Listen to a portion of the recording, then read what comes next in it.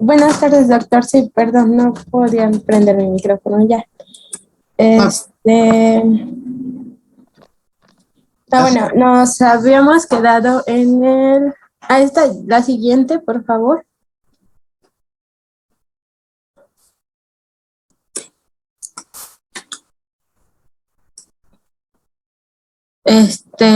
Ajá. Bueno, como ya les había comentado, en cuanto al cribado en cama, estaba el principal que era el test volumen, viscosidad de deglución. Bueno, ya lo habíamos hablado, pero consistía en que, bueno, es una prueba clínica psicométrica que se realiza junto a la cama de los pacientes y, bueno, el objetivo de esta es seleccionar el mejor volumen y viscosidad de los alimentos que el paciente puede soportar o que no le afectan para evitar penetraciones en la vía aérea. Y pues durante esta evaluación, como se ve en la imagen, pues el paciente va a recibir diferentes volúmenes de alimento, que son 5 mililitros, 10 mililitros y 20 mililitros.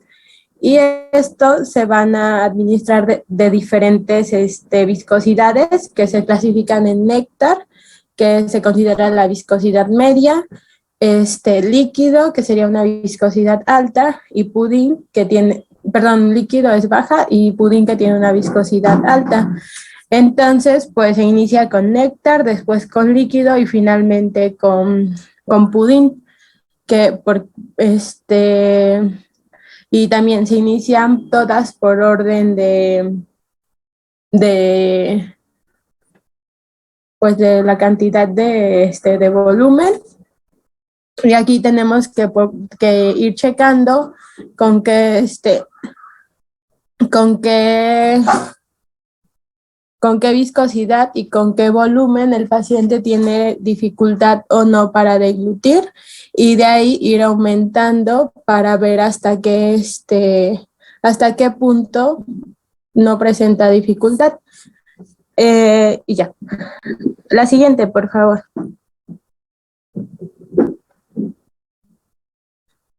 Bueno,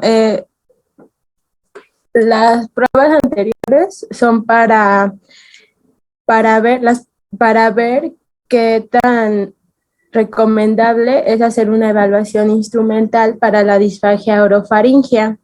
Entre estas herramientas instrumentales, la más común o la que se utiliza más es la que es mediante videofluoroscopía, que, bueno, esta evaluación lo que nos va a permitir es sobre todo conocer la naturaleza de la fisiología de la deglución del paciente y qué disfunción está generando la disfagia en el paciente. También va a permitir que nosotros encontremos cuál va a ser el tratamiento adecuado según cada uno de los adultos mayores, y también busca sobre todo la prevención de los episodios de aspiración y bueno, entre esta técnica, para empezar, esta es de las técnicas más específicas. Y, y aquí vamos a encontrar una serie de signos que nos van a hacer sospechar de disfagia o de riesgo de aspiración. Bueno, entre estos son el fallo en el sellado labial y la incapacidad, por ende, de formar el bolo, lo que van a ocasionar que el paciente pierda el bolo. Eh, También otro signo que se encuentra y es el principal, es el residuo faríngeo, que, bueno, nos habla de que hay cambios en la eficacia de la fase faríngea cuando se lleva a cabo la deglución, y el signo principal en la alteración de la seguridad durante la fase oral es la modificación del sello glosopalatino, que este va a dar lugar a la caída del bolo a la hipofaringe antes de que se produzca una activación de la respuesta motora orofaringea, mientras que la vía aérea va a permanecer abierta. También, bueno, la siguiente, por favor.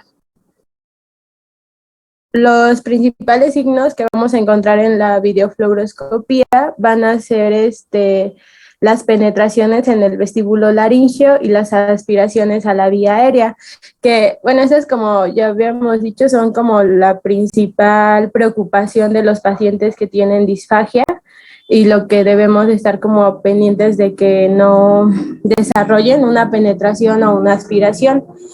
La penetración laríngea se observa en la imagen A, y esta se produce cuando el bolo entra al vestíbulo laríngeo, y la aspiración es la de la imagen B, y esta se va a producir cuando el bolo atraviesa las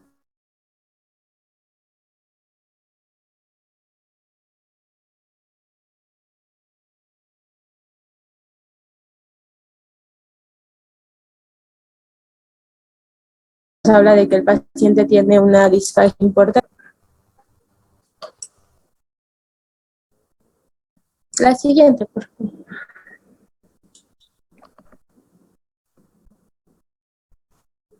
Bueno, otra evaluación instrumental de la que se puede tener disposición es la evaluación endoscópica por fibra óptica de la deglución. Esta, bueno, es también un procedimiento muy común y que se ha estandarizado para utilizarse para la evaluación de disfagia orofaringea, y se compara mucho con la videofluoroscopía en el sentido de que los dos se usan con el mismo propósito. También ambos procedimientos se pueden complementar entre sí para definir el patrón de la disfagia, ver si hay alteraciones en la deglución o ver cuál es la causa. También pues es un procedimiento seguro y tiene la ventaja o la diferencia con la videofluoroscopía de que esta se puede realizar cuando el paciente está en cama sin necesidad de trasladarlo a otro lugar. Entonces pues esto es importante en pacientes que no tienen como la facilidad de traslado. Y bueno, pues como ya lo mencioné, se utiliza para definir el patrón o naturaleza de la deglución y evalúa las estrategias del comportamiento o alteraciones del bolo para ver su efecto en la deglución. Y esta prueba, de manera general, pues va a tener como dos partes. En la primera consiste en que se evalúa es como una evaluación preliminar en la que se va a evaluar la anatomía en relación a la deglución. Aquí nosotros tenemos que ver pues cómo funciona toda esta vía, las secreciones que hay en la hipofaringe y laringe, los movimientos de todas las estructuras cuando no hay deglución. O sea, se tiene que observar cómo cómo el paciente realiza la elevación laringea, la retracción de la base de la lengua, la compresión de la pared laringea, el cierre del velo faríngeo y la movilidad de las cuerdas vocales y el cierre de la glotis. Y después se evalúa cómo se hacen cuando hay deglución, cómo funciona la retroflexión epiglótica y el cierre del espacio aéreo. Eso es como lo principal, de ver cómo es la anatomía. Y después la segunda parte va a consistir en la evaluación del paciente de todos estos mismos aspectos, pero cuando se debe lograr que el paciente coma y beba varios líquidos y sólidos, también de diferentes tamaños y consistencias, para observar y evaluar la eficacia y seguridad de la deglución. Tenemos que ver y calificar cómo el paciente prepara la contención y eficiencia. Después la propulsión igual del bolo e iniciación de la deglución. Aquí se valora la velocidad y el tiempo que lleva el bolo para pasar, y también se evalúa la aclaración faríngea. Aquí pues tenemos también que observar el tiempo de retraso faríngeo en segundos y la ubicación del bolo al inicio de la deglución. También se observa la penetración y la aspiración. La siguiente, por favor. Este,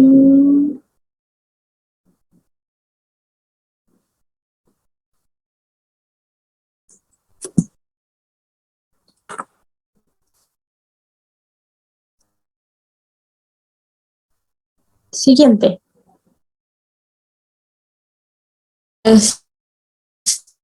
Bueno, en cuanto al tratamiento, eh, pues si se dice que si se realiza de manera, bueno, que si el diagnóstico se realiza de manera oportuna, el tratamiento tiene una gran oportunidad de que sea de que sea positivo y de que se logre una buena calidad de vida en los pacientes, ya que de hecho el tratamiento es muy sencillo, no es tan costoso y si se aplica a tiempo, el tiempo que requiere para lograrse y el cuidado que requieren los pacientes adultos mayores, pues se pueden evitar todas las complicaciones como neumonía por aspiración o bronquitis por aspiración que pueden tener los pacientes. Bueno, el tratamiento, sobre todo de manera general, va a basarse en medidas compensatorias como adaptar fluidos espesantes para para evitar problemas de seguridad y eficacia en la deglución, y también se realizan maniobras de posturas y bueno, todo esto son como medidas más que nada compensatorias para las alteraciones biomecánicas. Esto es sobre todo en la disfagia orofaringia. Bueno, en cuanto a la adaptación nutricional y de fluidos, esta es, como ya lo mencioné, la disfagia orofaringia y funcionan como estrategias compensatorias. Aquí lo principal es la adición de agentes espesantes a los fluidos. Eso se hace para aumentar la viscosidad y reducir el riesgo de que el paciente tenga penetración del vestíbulo laringio o aspiración traqueobronquial. El único problema es que se debe valorar bien en qué pacientes se debe hacer esto, ya que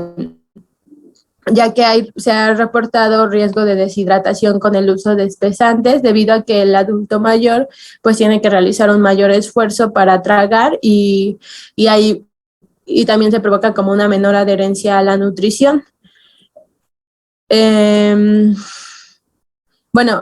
Por eso pues sí se debe considerar bien cuándo sí se pueden utilizar y también, bueno, es muy común que las personas crean que los líquidos espesados se pueden, espesar con miel para lograr una consistencia moderada o como espesa, pero esto no se recomienda por lo mismo de que aumenta la deshidratación o el riesgo en los pacientes. Bueno, en cuanto a hay maniobras, estrategias posturales y praxias musculares. Estas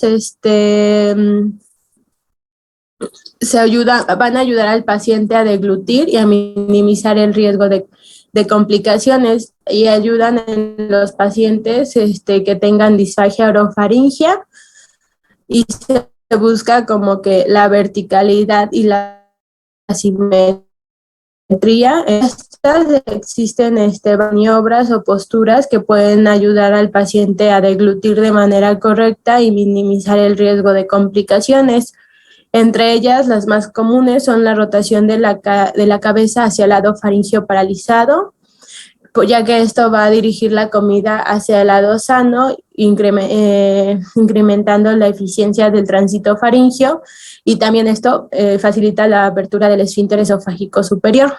Otra es la flexión anterior del cuello cuando el paciente va como que traga para que proteja la vía respiratoria y no haya atragantamientos. Otra también es la flexión posterior, ya que va a facilitar el drenaje gravitacional faríngeo y también va a mejorar la velocidad del tránsito oral. La siguiente, por favor.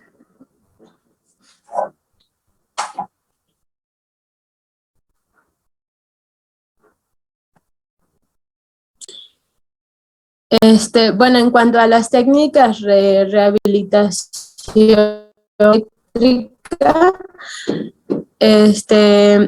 en cuanto, bueno, estas van a ser ejercicios de rehabilitación, perdón, ejercicios que van a involucrar músculos de labios, mejillas, lenguas, paladar blando, laringe y faringe. Entre estos, pues los más comunes son los ejercicios de protrusión y retrusión labial, chasquidos salientes y retruidos, estiramiento de labios, protuberancia encendida sostenida. También se puede hacer contra resistencia labial, oclusión y lateralización de labios hacia los lados, protrusión y retrusión de la lengua, lateralización de la lengua, empuje de la lengua en contrarresistencia anterior y lateral, elevación y descenso exagerados del dorso de la lengua.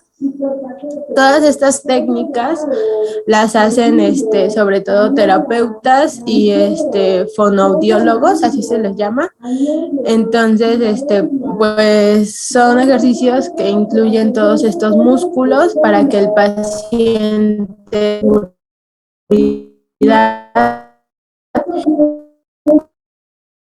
ya que, como lo mencionamos, el problema de la disfagia en el adulto mayor tiene mucho que ver con los cambios fisiológicos que ocurren en estos músculos de manera fisiológica por el mismo envejecimiento.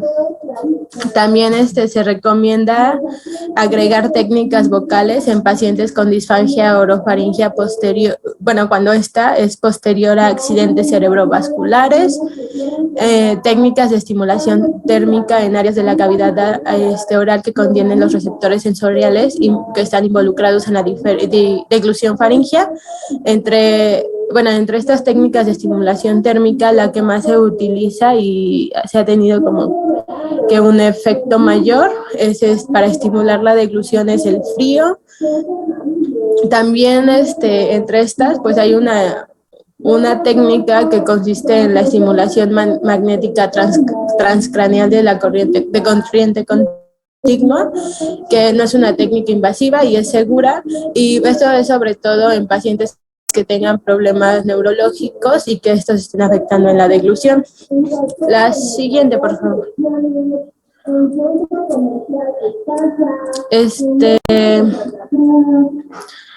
Bueno, aquí puse es el link de una página, es un tríptico en el que, si gustan verlo, ahí se presentan como varias técnicas que hacen los terapeutas para ayudar al adulto mayor. Son ejercicios de estimulación e incluyen ejercicios linguales, como ya lo mencioné, ejercicios labiales, ejercicios mandibulares y también ejercicios para favorecer el cierre glótico, también maniobras deglutorias compensatorias específicas, como la maniobra supraglótica. Y bueno, ahí en ese tríptico del link que está ahí, son como los movimientos que se realizan más detalladamente para favorecer estos músculos. Entonces, si gustan verlo, pues pueden verlo, pero no los puse en las diapositivas como tal, porque creo que aquí cabe mencionar que como médicos de primer contacto, lo que nos corresponde es más que nada prevenir que el paciente tenga disfagia, y para esto si ya sabemos que los adultos mayores presentan estas alteraciones fisiológicas que pueden influir en que desarrolle disfagia, tenemos que siempre dar consejos a él y al cuidador del adulto mayor para que, son consejos básicos en los que, para empezar, el paciente siempre tiene que estar en vigilia, bien despierto, atento y enfocado como tal en el acto de comer, y en caso de los cuidadores nunca dar de comer a un paciente somnoliento.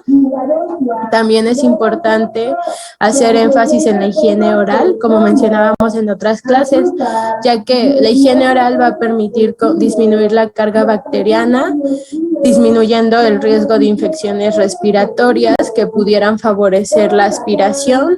También va a permitir la adecuada hidratación de la mucosa oral, permitiendo que haya una mayor sensibilidad para el disparo del reflejo deglutorio.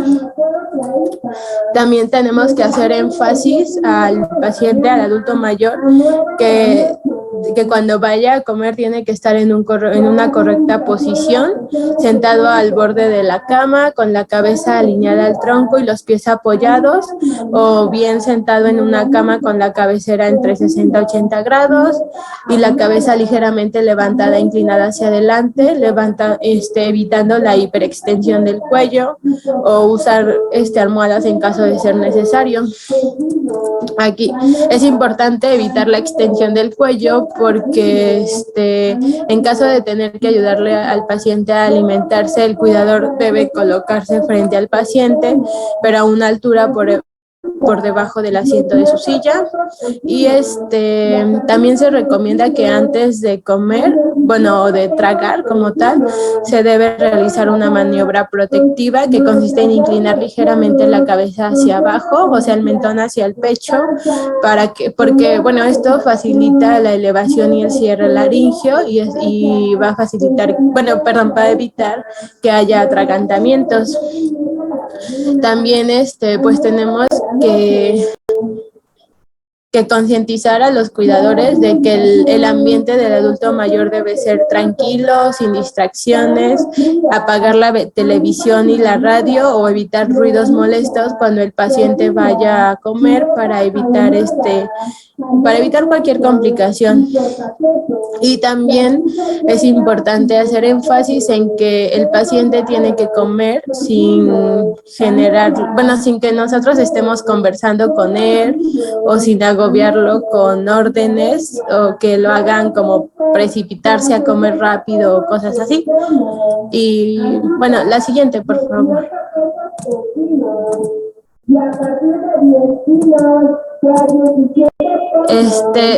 Ya por último, para finalizar, tenemos que conocer ciertas consideraciones de la disfagia en pacientes con demencia, porque como ya lo mencioné, se observa con mayor frecuencia en la población, más bien hay un gran porcentaje de disfagia en pacientes que presentan enfermedades neurológicas, como las que ya mencionaba en la clase anterior, y esta se da con mayor frecuencia en ancianos que viven en hogares geriátricos. Entonces, pues, aquí los más comunes pues son la enfermedad de Alzheimer, que provoca alteraciones de los componentes sensoriales en la deglución, lo que provoca un retraso en el tiempo de tránsito oral y disminución de la oxigenación en áreas de la corteza cerebral. Por eso es que los pacientes presentan como mayor riesgo de disfagia.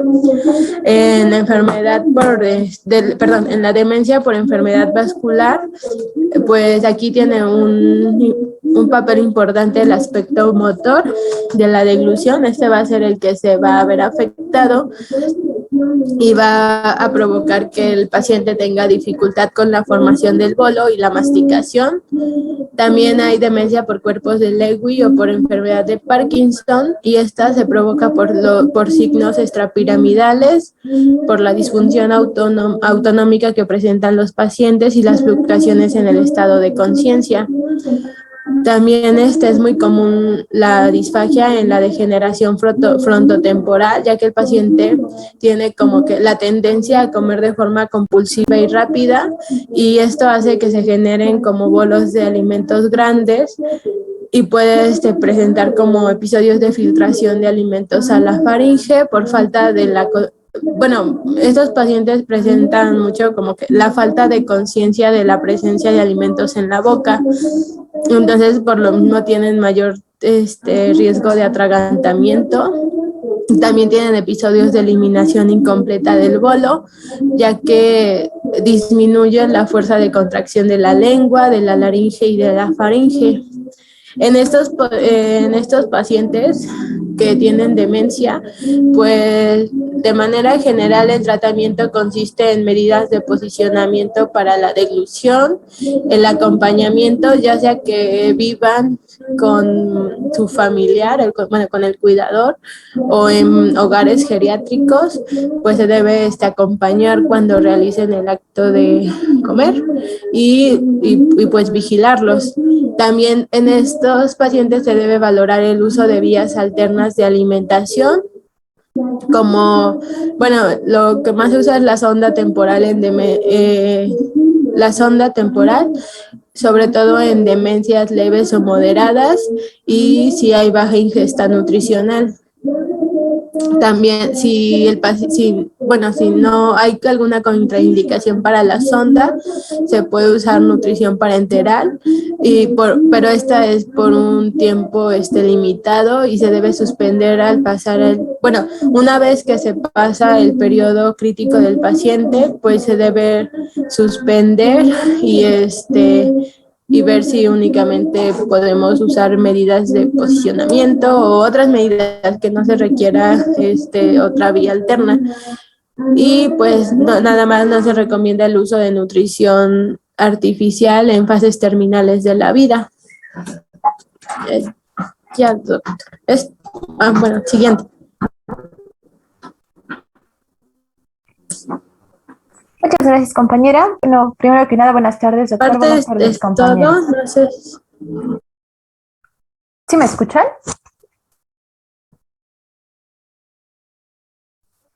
Ok. Muchas gracias. Sí, te escuchamos. Bien, vamos a empezar con la parte de los trastornos gastrointestinales en el adulto mayor. Y bueno, aquí enlistamos los más comunes que se presentan en esta etapa de la vida. La siguiente, doctor, por favor.